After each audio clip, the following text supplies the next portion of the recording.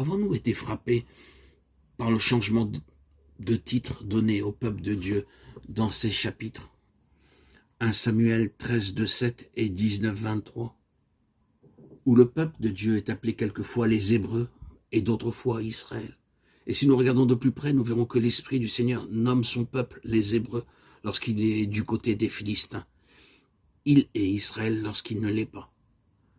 Le peuple perd la dignité de ce nom Israël, qui signifie un prince avec Dieu, lorsqu'il est du côté des Philistins. Lorsqu'il n'est plus de ce côté des Philistins, alors même qu'il reste dans un état de faiblesse et loin d'être ce que Dieu voudrait pour lui, le Seigneur dans sa grâce l'appelle encore Israël. Mais les Philistins appellent toujours les hommes d'Israël les Hébreux, et le Seigneur permet que ce titre leur reste lorsqu'ils sont entre les mains des Philistins. Leur dignité de prince avec Dieu est perdue. Qu'est-ce qui fait de nous des princes avec Dieu? C'est notre vie de prière et notre vie dans la parole. Nous perdons notre dignité, notre position, notre ascendance si l'ennemi peut nous dérober de notre vie de prière et de notre vie dans la parole. Cela n'est-il pas vrai dans notre expérience? Naturellement, c'est vrai.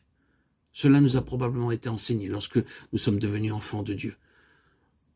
Mais dans ce domaine plus vaste de la guerre et du conflit spirituel qui concerne le témoignage tout entier du Seigneur, à cette position avancée du peuple de Dieu, où en tant que chrétiens nous nous éloignons des choses terrestres pour entrer dans les choses célestes comme membres du corps de Christ, nous trouvons une activité spéciale et une détermination particulière de l'ennemi destinée à nous empêcher de prier et de nous adonner la parole de Dieu. En luttant contre cette vie de prière et cette vie dans la parole, en l'empêchant, en l'entravant et en la détruisant, il démorisera bientôt l'Église et ses membres spirituellement et les dérobera de leur ascendance. Que le Seigneur rende à nos cœurs le sentiment urgent de la nécessité de tenir ferme contre les embûches du diable. Car les embûches du diable ne sont pas dirigées uniquement pour s'opposer à la vie de prière que nous avons, mais pour nous empêcher d'avoir une vie de prière et une vie dans la parole de Dieu toujours plus grande. À pardonner cette répétition, nous sommes certains qu'elle est nécessaire. Nous réalisons que si l'ennemi peut y arriver, nous n'aurons pas de vie de prière. Il se servira de tout ce qui est concevable, naturel ou surnaturel, pour empêcher notre vie de prière et notre vie dans la parole de Dieu.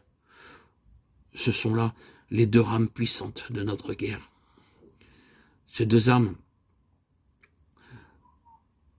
que le diable, l'ennemi, veut s'emparer. Nous devons être sensibles et vigilants à l'égard de nos embûches. Ces embûches doivent être distinguées. Et nous devons arriver à les prévenir. Nous devons avoir le discernement. L'apôtre a dit, nous n'ignorons pas ses desseins, de Corinthiens 2:11, en parlant du diable. Ainsi, être conscient de ce que l'ennemi cherche à faire, savoir gagner à moitié la bataille avant de la commencer. Oh, il y a tant de choses qui paraissent pour entraver la prière et la vie dans la parole. Elles se présentent d'une manière si naturelle, elles viennent de manière si simple et si ordinaire. Elles semblent être si naturelles, simplement ces choses qui arrivent naturellement, et peut-être auxquelles nous pouvons nous attendre. Mais après quelques semaines passées ainsi, nous découvrons que notre vie de prière a disparu. Comment a-t-elle disparu? L'ennemi n'a fait aucune démonstration. Il ne nous a pas prévenus qu'il allait détruire notre vie de prière par ceci et cela. Il n'a pas exposé ses moyens. Mais la chose est arrivée. Ils nous font absolument veiller et prier sans cesse.